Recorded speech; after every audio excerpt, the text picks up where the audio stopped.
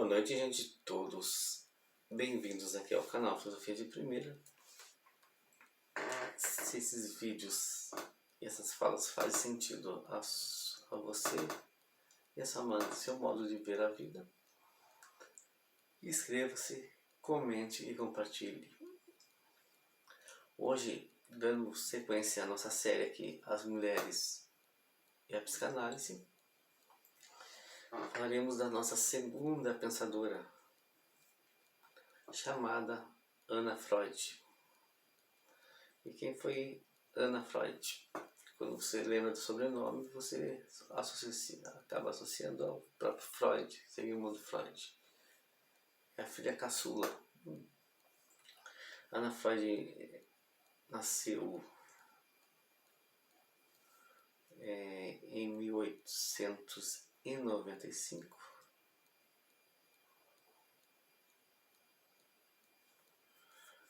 Em Viena, quando havia o chamado Império Austro-Húngaro, né? E a filha da própria Marta, que é a esposa do Freud,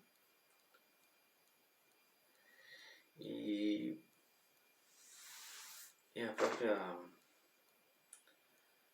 Anna Freud se tornou a grande portadora do pensamento ou da ortodoxia deixado pelo pai dela, o próprio Freud, Dr. Freud. E algumas curiosidades sobre Anna Freud.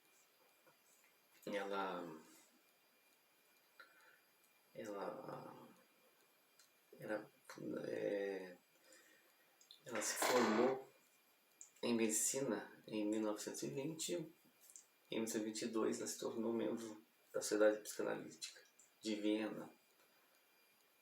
Trabalhou em diversos hospitais psiquiátricos e fundou uma clínica em 1952 de psicologia clínica infantil em Londres. Ela se tornou um grande centro de prática da psicanálise infantil. E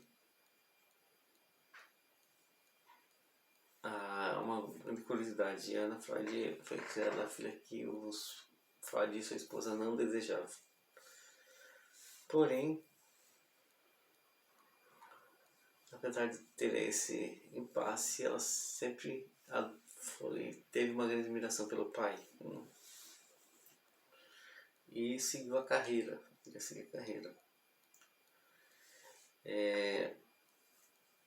Ela teve a oportunidade de ser analisada pelo próprio pai.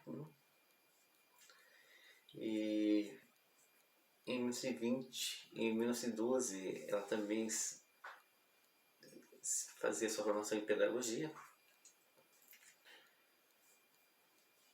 onde ela já, em 1912, na verdade, em Londres, ela já treinava inglês, como ela era alemã, né? E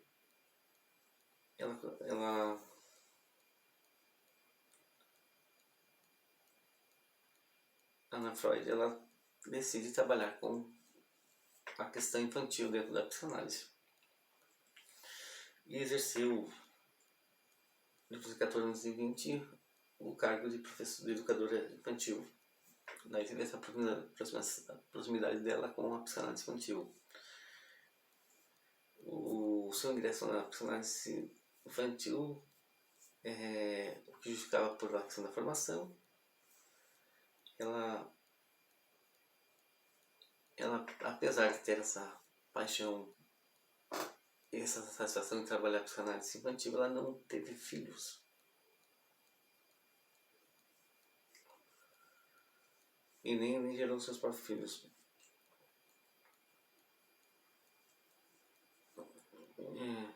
E ela não gerou, mas ela acabou adotando filhos de uma outra pessoa como seus filhos.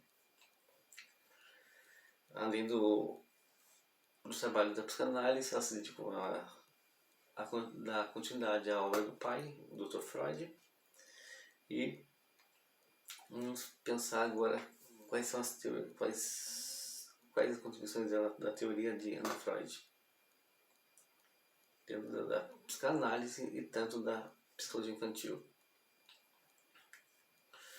Ela trouxe as suas observações como, por exemplo, diferença entre sintomas vistos tanto na criança como no adulto, dentro dos chamados estágios de desenvolvimento da criança. Aquilo que o Freud ensinava lá, estágio oral, anal, latência, etc. A gente vai falar mais pra frente aqui com vocês. Qual é a contribuição dela para psicanálise? Ela definiu o ego enquanto um mecanismo de defesa, né? E coloca 3 forças a partir desse mecanismo de defesa, a partir do ego. Forças vindas do ambiente externo, como uma ameaça, força do poder instintivo e força do poder cognitivo do superego. Daí ela colocou 10 movimentos para justificar o ego como sendo o grande mecanismo de defesa dentro da criança.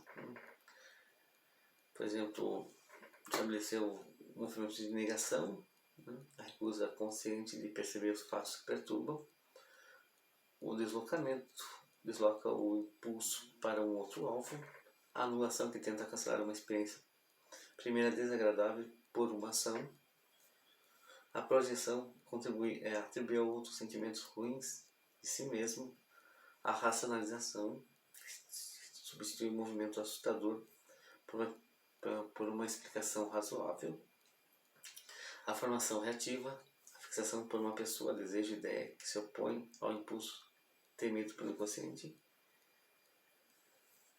a sublimação, que direciona a energia sexual para as atividades que a sociedade aceita, a introjeção, a incorporação de valores dos outros para si próprio, a repreensão dos afetos, desejos e ideias consideradas perturbadoras, e a regressão retorna à posição infantil em situações problemáticas.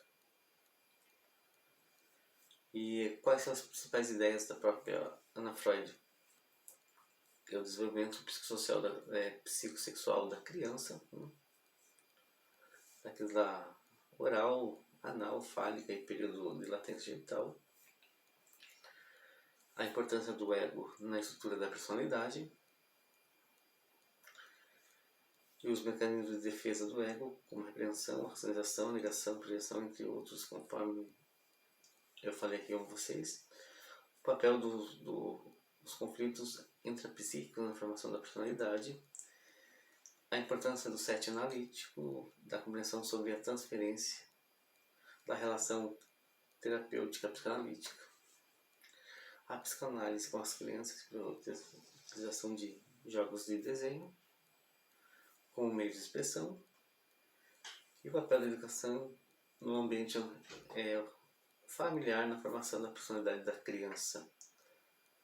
A abordagem da psicanálise a outras áreas como a educação, criminologia e a própria ciência social.